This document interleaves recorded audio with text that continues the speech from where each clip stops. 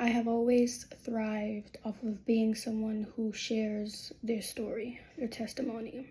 There have been times where I have shared my story from a place of seeing myself to be a victim rather than an overcomer or victorious in what the Lord has done for me, on the cross, and the love that He has revealed to me through rescuing me. And my way of storytelling and sharing and testifying changed. It was no longer about so much of the pain and wanting a level of sympathy or empathy or whatever, but it became about testifying of how God has helped me to overcome, of where God has brought me from, and God can do the same for you. And so I just think that how I once saw myself, right, as a victim, has changed immensely.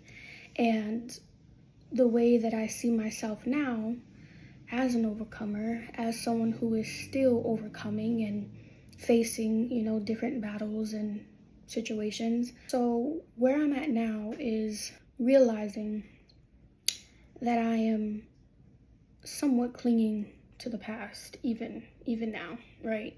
I may not be operating in the same way, but I am holding myself accountable, or I am blaming myself and experiencing a level of regret, a level of embarrassment or shame of how I used to operate. And how I used to operate, again, was something that I was taught, growing up through my mother. For a long time, I didn't know how to show up genuinely. Not that I was never showing up genuinely, but I say that to say that my mother taught us to earn her love, to work for her love, to do things to receive something in return. And so in a lot of my relationships, I showed up that way. I was constantly giving and overextending myself with the hopes that somebody would appreciate me or accept me or, return the favor or whatever it is. It wasn't always with that motive. But I would say that motive was heavily operated because of my brokenness, because of wounds that I had not been aware of. And even as I talk about it now, I just I feel a level of shame still. And I know that shame is not from the Lord, but I am moving in faith right now, filming this video and taking the risk to put myself out there, to share my journey of overcoming. It's been challenging. And so what I was trying to say was that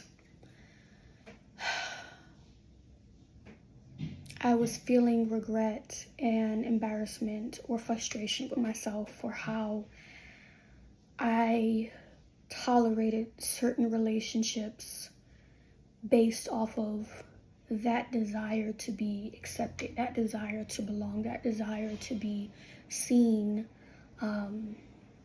included.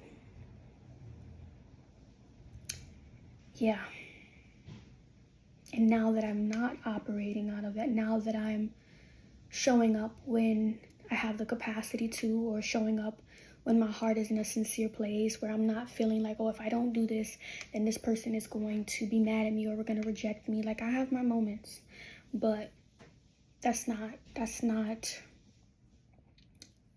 place that I live from. That's not my source. Christ is my source, and I choose to operate from the place of being loved by Him, being fully approved of and accepted by Him. And so I think part of, embracing His approval and acceptance is releasing a level of self-rejection or a level of self-neglect and self-ridicule that I could go through because of past mistakes, because of certain things transpired and I wish didn't transpire, but it is a part of life. It is a part of life. We live and we learn, and we just have to accept things and move forward. So right now I'm kind of struggling. I'm struggling to move forward. I'm struggling to know how to move forward. Because it's grieving, right? The system or the bondage that you used to be in, but rejoicing that you're no longer in that bondage. Rejoicing that you're no longer operating with alternative motives, or you're no longer begging for approval or to be accepted or to belong, because you know that you are. That's the joy. And then the other grief is still a level of desire and hope to be, I don't know, maybe surrounded with people who will see you for you, and like you won't have to prove to them or work to prove to them that you are worthy for them to stay, or worthy for them to be your friend, or to be close to you, or to trust you, or whatever, you know. It's like, I'm not going to prove that anymore, but you want people to see you completely for you, to embrace you for you, you know, without you having to drive it home or prove your point. I don't know what I'm trying to say. And then the joy is also like embracing solitude and being in your own space and getting to know yourself, and again, just not operating from a place of fear. But I want to end with this, right? I've come to the realization that I have been burnt out from overextending myself. There is serving that is grace-led, that is, you know, sustained through Christ. And then there is a level of serving as if you are a slave to man. And I think for so long, I have operated out of the slavery to man. And I'm able to discern, I'm able to pick it up, and I'm like, I don't want to go back there. I don't want to go back there. It's not a good place to be. You're never happy. You're never content or satisfied with yourself. You're just constantly feeling depleted, right? And so I'm in this space of recovering, right? And seeking the Lord to restore, replenish, and be my sustenance, be my portion, be everything that I need, that I may look for in relationships. I'm searching Him to be that for me. And because I have been just depleted from overextending myself and trying to still make certain relationships work a certain way, or wanting a person to be a certain way that they will never be how I want them to be, right? Ultimately, I do want them to flourish and be themselves, and grow in maturity and in love. But we all have this, most of us, right? We have this expectation, we have this version of what we think people should be like, what we would want them to be like. And I think I had that hard realization today, that I was wanting someone to be a certain version, or I wanted someone to be my person. They called me their person, but I may have been their person, but to the extent of, you know, whatever they can get from me, you know, whatever I can encourage and supply. And I'm grateful to be a safe space for people. I'm grateful to be an encourager to people. That's where I thrive off of, encouraging. And I think sometimes, like, there's this love-hate, like we can resent certain gifts when we don't know how to fully operate in the spirit with them. And like I said, for so long, for so many years, I am 26. I would say for 25 years, 25 and a half years, I have operated from this place of needing approval, working for acceptance, and just giving, and literally never receiving or never having, anything, not anything in return, but like my cup being depleted, and I'm still giving, I'm still showing up and not filling my own cup up. And so that's on me. But what I wanted to end with was with realizing that I have been burnt out from overextending myself. There's a level of resistance and resentment to showing up as my true self, which is a servant, which is a giver, which is an encourager, which is a supplier. That is who God has created me to be. And because I'm tired and exhausted and weary and doing good, I am struggling, and I am ultimately, which I believe I will, because I always overcome with the Lord, because I am truly one who lives surrendered. When the Lord brings something to my attention, I'm like, okay, Lord, Papa, like, help me to get through this. I surrender it, like, because I realize all those things. The truth of the matter is that the potential is that I could be withholding a solution for people who are in need, withholding